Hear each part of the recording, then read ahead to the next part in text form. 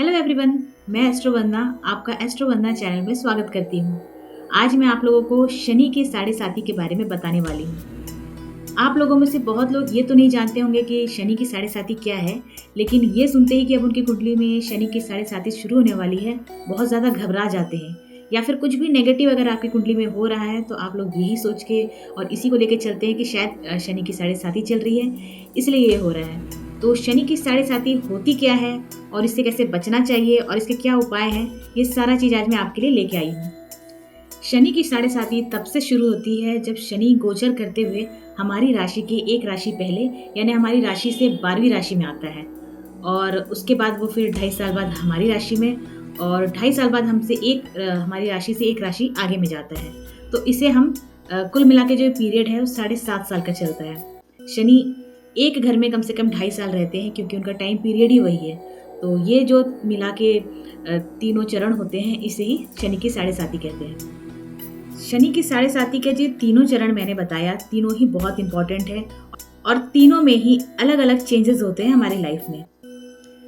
जब शनि हमारी राशि से 12वीं राशि में होता है, यानी कि हमारी राशि से एक राशि पहले होता है, तब हमारा शनि का साढ़े साथी का जो 2.5 साल का पीरियड होता है वो लगता है। इस पीरियड में मानसिक अशांति और बहुत ज़्यादा खर्चे होने लगते हैं और हमें ये समझ नहीं आता है कि ये चीज़ हो क्यों रहा है। तो ये शनि के साढ़े साथी का पहला चरण हुआ।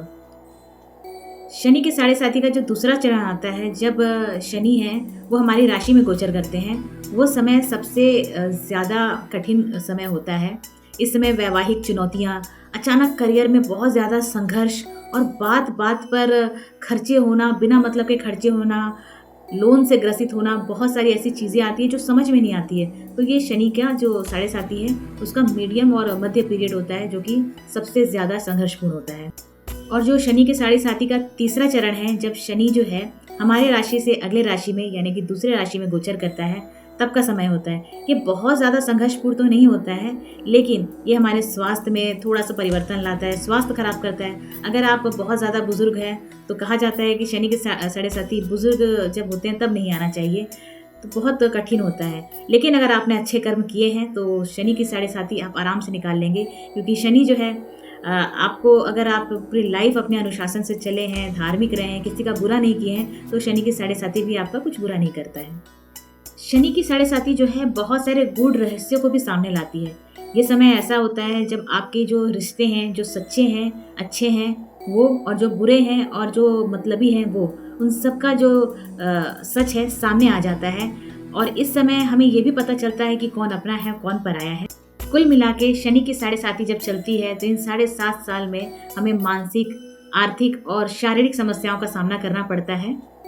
शनि की साढ़े साथी के जितने नकारात्मक प्रभाव हैं उतने ही सकारात्मक प्रभाव भी हैं। शनि की साढ़े साथी का जो नकारात्मक प्रभाव है कि इसमें हमें मानसिक तनाव, शारीरिक तनाव, आर्थिक तनाव का सामना करना पड़ता है, और साथ में करियर में बाधाएं, दुर्घटनाएं और रिश्तों का टूटना, ये सब भी नकारात्मक प्रभाव में शामिल है। कभी कभी शनि जो है पॉजिटिव असर भी डालता है, और अगर आपकी कुंडली में वो पॉजिटिव रूप से है तो ये जो सकारात्मक प्रभाव है लेके आता है। तो अचानक आपको करियर में चढ़ाव मिलेगा, प्रमोशन मिल सकता है। आपको बहुत समय से जो मेहनत करते आ रहे हैं और प्रमोशन रुका हुआ है, तो शनि की साढ़े साथी में प्रमोशन भी होता है, क्योंकि शनि आपकी कुंडली में अच्छे स्थान पर है। ये जो अवधि है जिनके लिए शनि अच्छा है, वो जीवन को महत्वपूर्ण दिशा देती है, और जो आपने पूरे जीवन भर में नहीं किया है वो आप शनि के साढ़े साथी में कर लेते हैं। तो ये एक सकारात्मक प्रभाव भी है शनि का।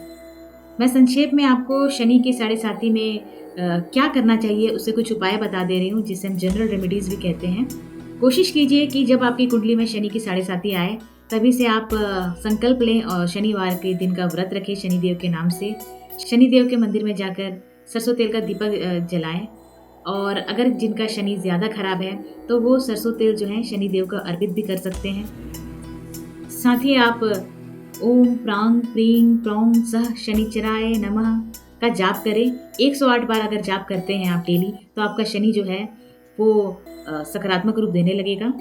कोशिश कीजिए कि इस पीरियड में आप हमेशा सकारात्मक सोचें, नियम से चले, कोई ऐसा गलत काम ना करें जो आपकी खुद की नज़र में खराब हो। शनिदेव जो हैं वो पूरे नियमबद्ध थे, तो उनके हिसाब से चले। मदिरा और मांस का सेवन ना करें तो ज़्यादा अच्छा रहेगा, तो शनि प्रसन्न होते हैं। काले कुत्ते को रोटी खिलाना और लोहे से जुड़ी हुई चीजें अपने पास रखना भी शनि को सकारात्मक बनाता है। ऐसी इंटरेस्टिंग बातें जानने के लिए बने रहें एस्ट्रो वंदना के साथ।